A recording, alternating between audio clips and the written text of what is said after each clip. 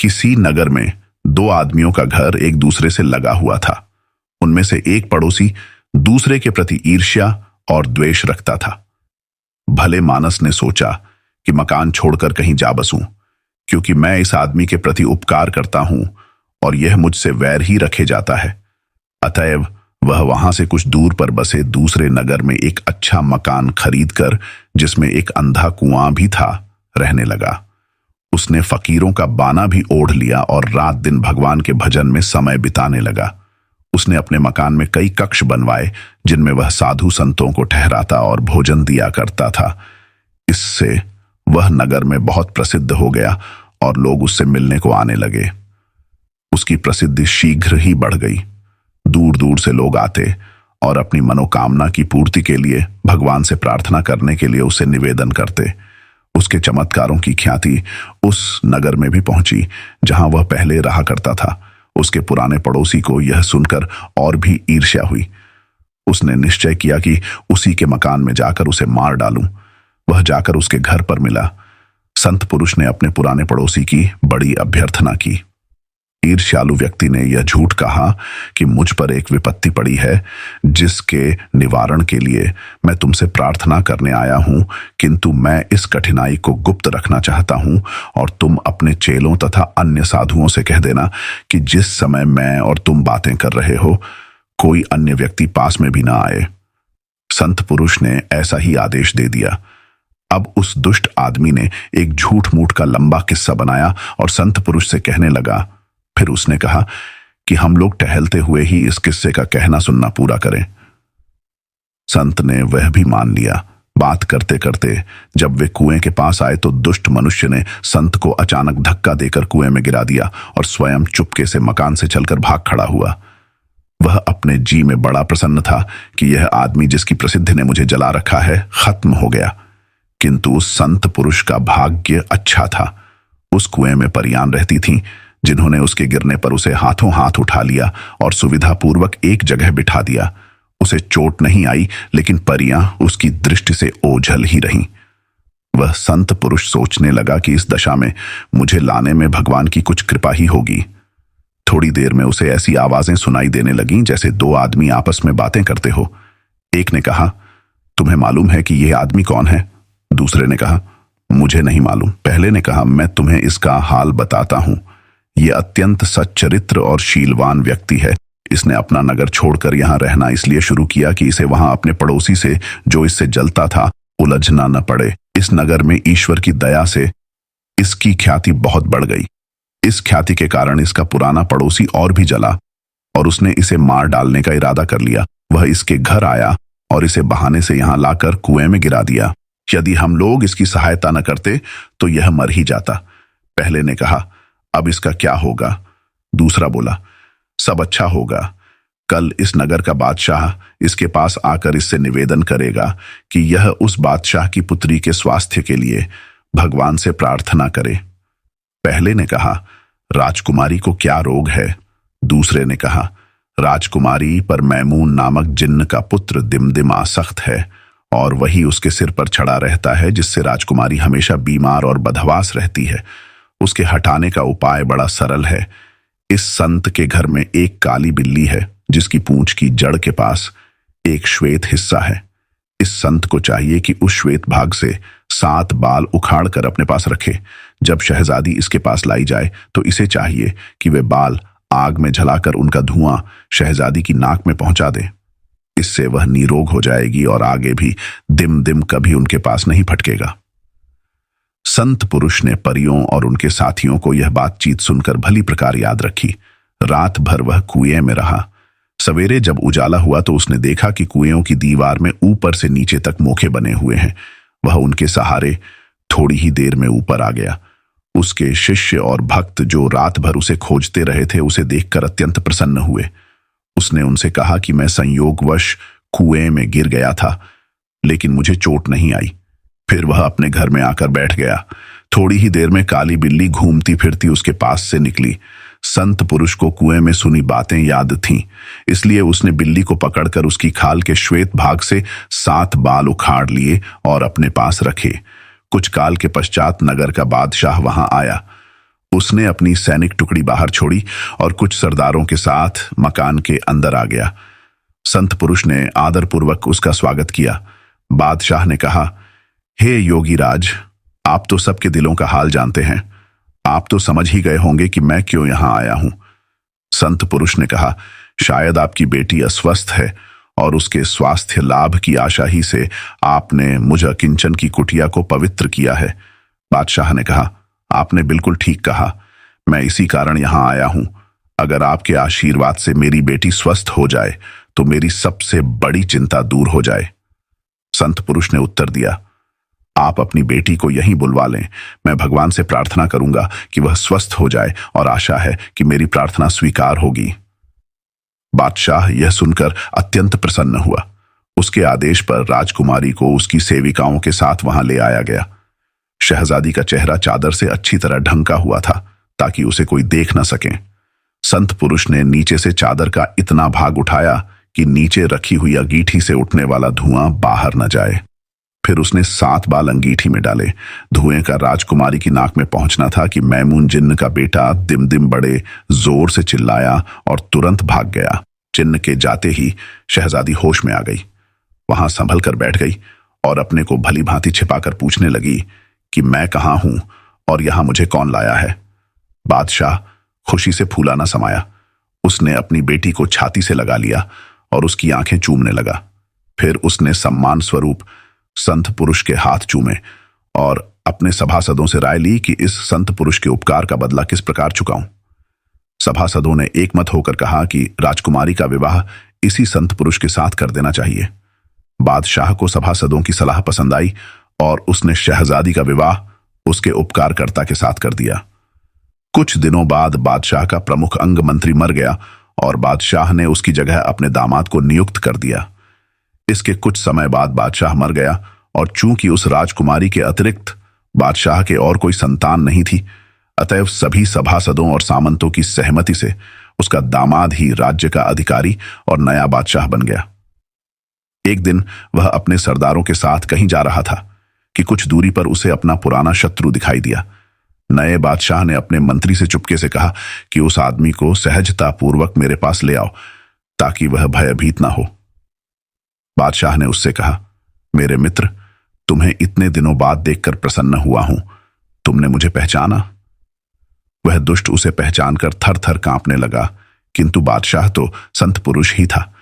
उसने उसे 1000 अशर्फियाएं और कीमती कपड़ों की 20 गांठें भेंट में देकर उसे सुरक्षापूर्वक उसके घर पहुंचा दिया। मैंने अपनी कहानी पूरी करके जिन्न से कहा कि उस नेक बादशाह ने तो अपने जानी दुश्मन के साथ यह सलूक किया और तुम मुझ पर तनिक भी दया नहीं करते, किंतु मेरी अनुनय का उस पर कोई प्रभाव न हुआ। उसने कहा, मैं तुझे जान से नहीं मार रहा हूं, लेकिन दंड दिए बगैर नहीं छोड़ूंगा। अब मेरा जादू का खेल देख। यह कहकर उसने मुझे पकड़ा और मुझे लेकर आकाश में इतना ऊंचा उड़ गया कि वहां से पृथ्वी एक बादल के टुकड़े जैसी लगती थी। फिर एक क्षण ही में मुझे एक ऊंचे पर्वत के शिखर पर ले गया। वहां उसने एक मुट्ठी मिट्टी उठाकर उस पर कोई मंत्र पढ़ा और बंदर हो जा कहकर वह मिट्टी मेरे ऊपर छिड़क दी और गायब हो गया। मैं अपने को बंदर के रूप में पाकर अत्यंत दुखित हुआ। मुझे यह भी मालूम न था कि मैं कहां हूं और वहां से मेरा देश किस दिशा में और कितनी दूर है। खैर, मैं धीरे धीरे पहाड़ से उतरकर मैदान में आया और वहां भी मैंने सारा प्रदेश निर्जन देखा। अटकल से एक ओर को चलने लगा। 1 मास के अंत में मैं समुद्र तट पर पहुंच गया। समुद्र बिल्कुल शांत था और तट से कुछ दूरी पर एक जहाज लंगर डाले खड़ा था। मैंने जहाज पर जाना ही उचित समझा। किनारे के एक पेड़ से 2 टहनियां तोड़ी और उन्हीं के सहारे तैरता हुआ जहाज पर पहुंच गया। जहाज की रस्सी के सहारे मैं जहाज के अंदर पहुंच गया। जहाज में सवार लोग मुझे देखकर बड़े आश्चर्य में पड़े कि जहाज में बंदर कैसे आ गया। वे लोग मेरे आगमन को अपशकुन समझे और मेरा वध करने की बात करने लगे। एक ने कहा, अभी लठ लाकर इसका सर फोड़ देता हूं। दूसरे ने कहा, नहीं, यह ऐसे नहीं मरेगा। मैं अभी तीर छोड़कर इनका अंत किए देता हूं। तीसरे ने मुझे समुद्र में डुबो देने की सलाह दी। मैं उन्हें कैसे बताता कि मैं कौन हूं। जान बचाकर इधर उधर भागने लगा। अंत में सब ओर से निराश होकर जहाज के कप्तान के पास गया और उसके पांवों पर लौटने लगा। मैंने उसका दामन पकड़ लिया और आंखों में आंसू भरकर चिंचियाने लगा, जैसे उससे प्राण रक्षा की भीख मांग रहा हूं। उसे मुझ पर दया आई और उसने मेरे त्रासदाताओं को डांट कर भगा दिया और कठोर चेतावनी दी कि इस बंदर को न तो कोई दुख दे और न कोई इसके साथ छेड़छाड़ करे। उसने मुझे ऐसी सुरक्षा प्रदान की कि मुझे जहाज पर कोई दुख न हुआ। मैं यद्यपि बोल नहीं पाता था, तथापि समझता तो सब कुछ था और उसकी बातें समझकर ऐसे संकेत करता था कि उसका बड़ा मनोरंजन होता था। धीरे धीरे जहाज पर सवार सभी लोग मुझ पर कृपालु हो गए और मुझे प्यार करने लगे। 50 दिन की यात्रा के बाद जहाज एक बड़े व्यापार केंद्र में पहुंचा। यह बहुत बड़ा नगर था। उसमें बड़े बड़े मकान थे। मल्लाहों ने जहाज को बंदरगाह में ठहराया। कुछ समय में ही नगर के बड़े बड़े व्यापारी जहाज को देखकर व्यापार की आशा में उस पर पहुंच गए। जहाज पर उनके कई मित्र व्यापारी थे। यह मित्र आपस की बातें करने लगे और यात्रा का हाल कहने सुनने लगे, क्योंकि जहाज बहुत से देशों से घूमता हुआ आया था। नगर के व्यापारियों में कई ऐसे भी थे जो वहां के ऐश्वर्यवान बादशाह के दरबार में आते जाते थे। उन्होंने कहा कि हमारा बादशाह तुम्हारे जहाज के यहां आने से बड़ा प्रसन्न हुआ है। इसका कारण यह है कि उसे आशा है कि तुम लोगों में कोई सुलेखक भी होगा। बात यह है कि हमारा मंत्री हाल ही में मर गया है। वह अत्यंत निपुण सुलेख करता था। बादशाह गुणियों का बड़ा सम्मान करता है और चाहता है कि उस मंत्री जैसा सुलेखक उसे मिले। इसी चिंता में वह हमेशा रहता है। इसलिए उसने यह कागज भेजा है जिस पर सुलेखन के लिए रेखाएं खींची हैं। बादशाह चाहता है कि अगर कोई आदमी तुम में से काफी पढ़ा लिखा हो तो वह इस पर कुछ इबारत लिखे। उसने कसम खाई है कि वह उसी व्यक्ति को दिवंगत मंत्री का पद देगा जो उसकी भांति सुलेखन कर सकेगा, और अभी तक बहुत ढूंढने पर भी उसे अपने देश में कोई ऐसा गुणी व्यक्ति नहीं मिल पाया है। यह सुनकर मैंने बादशाह के सरदार के हाथ से झपटकर वह कागज ले लिया। इस पर जहाज के सभी लोग, विशेषतः पढ़े लिखे व्यापारी, चीख पुकार करने लगे कि यह बंदर अभी इस कागज को चीर फाड़ कर समुद्र में फेंक देगा। किंतु जब उन्होंने देखा कि मैंने कागज बड़े ढंग से पकड़ा है तो सब चुप होकर देखने लगे।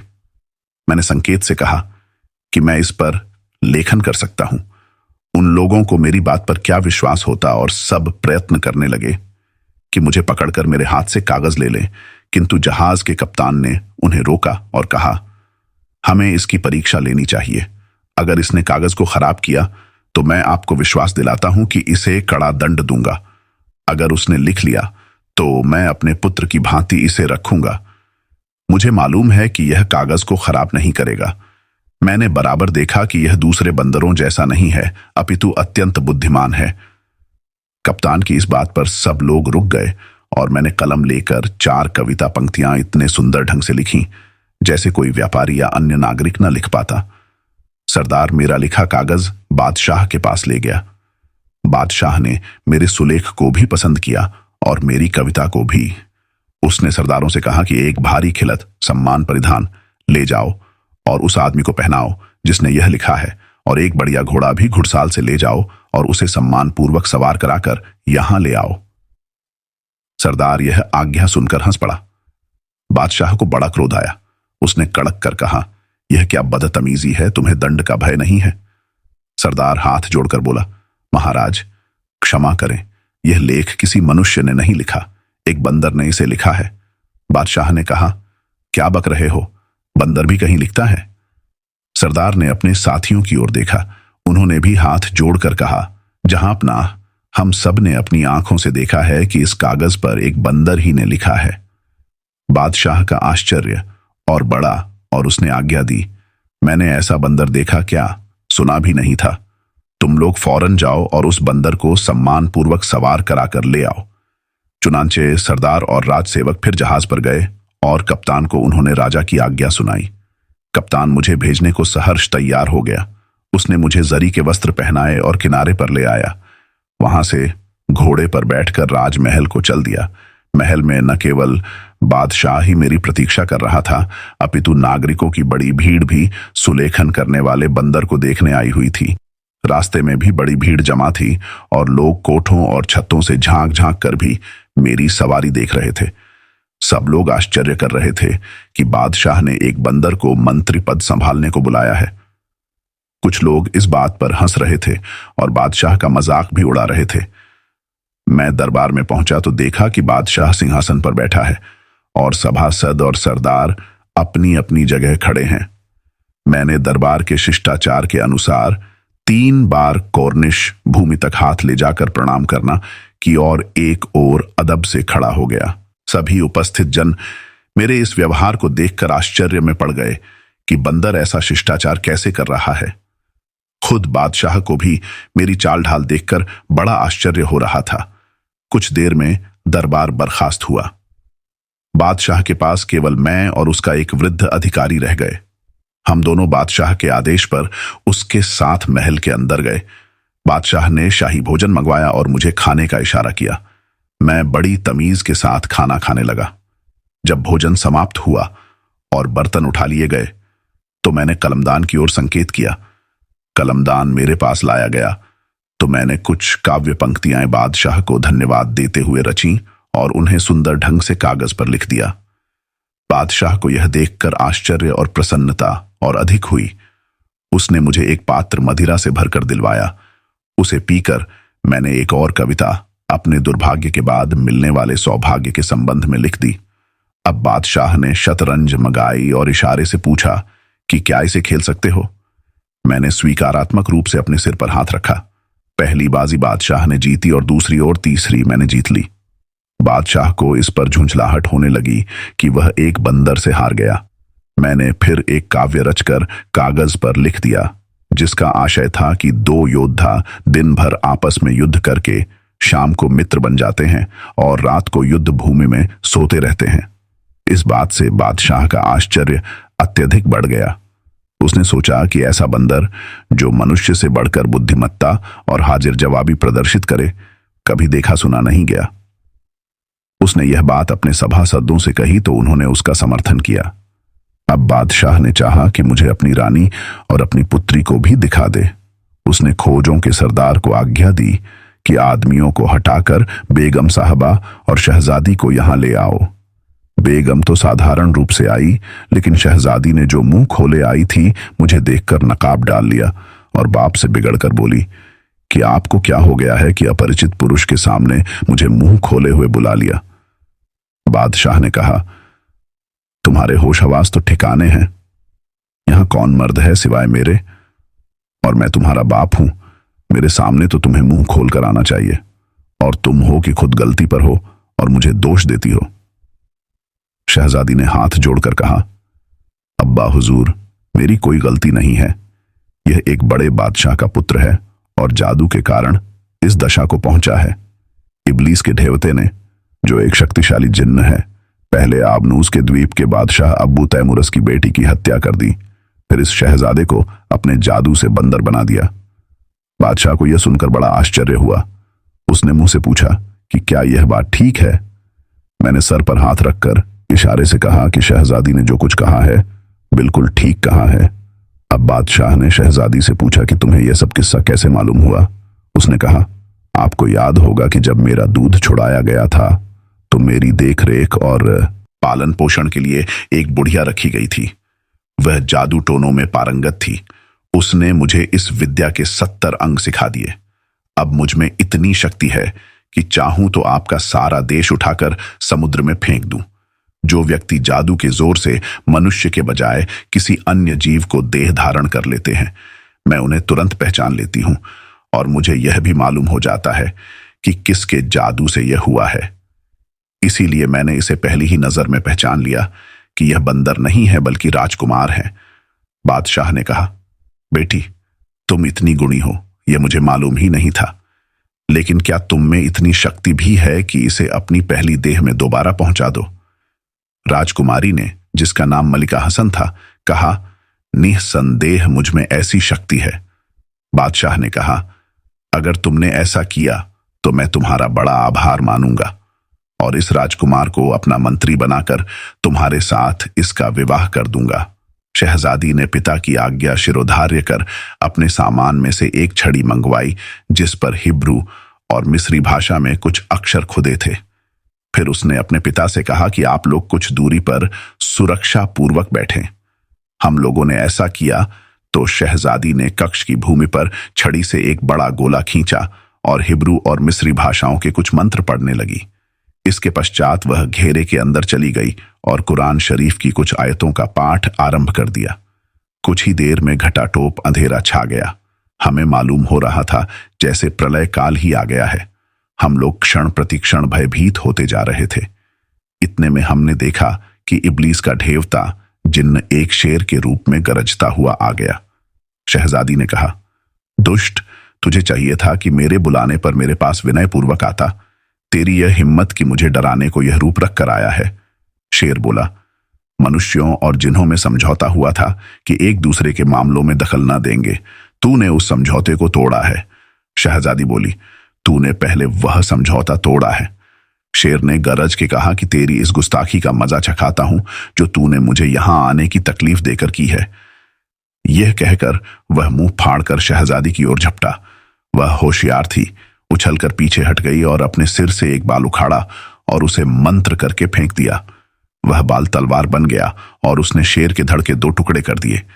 लेकिन यह टुकड़े गायब हो गए और सिर्फ सिर रह गया जो बिच्छू बन गया। अब शहजादी ने सांप का रूप धारण किया और उस पर टूट पड़ी। बिच्छू थोड़ी ही देर में घबराकर पक्षी बन गया और आसमान में उड़ गया।